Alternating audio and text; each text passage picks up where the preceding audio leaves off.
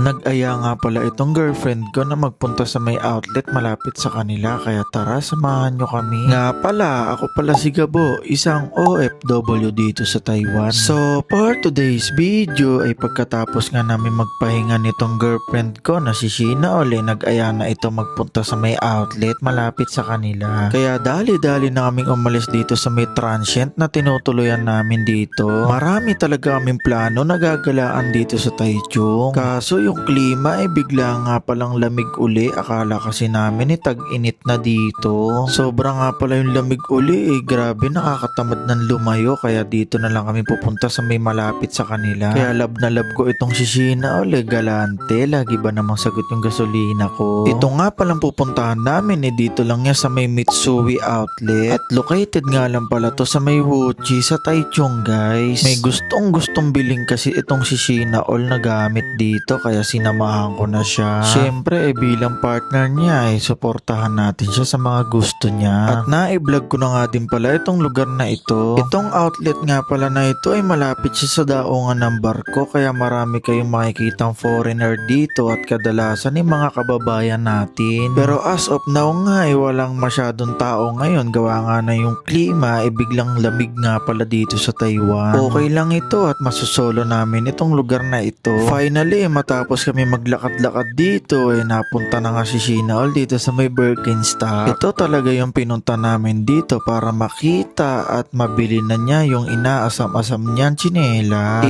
Tamang outfit check pa at ito nga rekta cash out na itong si Sheena Ole. Ma-share lang namin guys natutuwa nga kami sa mga na-achieve namin ngayon. 5 years in relationship na nga pala kaming dalawa at simula nga nung wala at ngayon meron na kaming kaunti magkasama pa rin kaming dalawa. Mapapasabi na lang kami na malayo na kami talaga sa dating kami. Sobrang nakakagalak lang talaga sa puso na yung mga gusto niya nasusuportahan ko na at yung mga gusto ko nasusuportahan na din niya. Kaya isang malaking tanong sa aking kaisipan what if kung hindi kami napunta dito sa Taiwan, siguro hindi kami magiging ganito. Kaya sobrang thankful talaga kami na napunta kami dito sa Taiwan. Kaya sa mga mag-couples dyan sa Pinas, try nyo na din dito guys. Malay nyo, kayo naman yung maging kamukha namin. So paano guys, bibitinin ko muna kayo. Hanggang dito na lang. Maraming salamat sa panonood.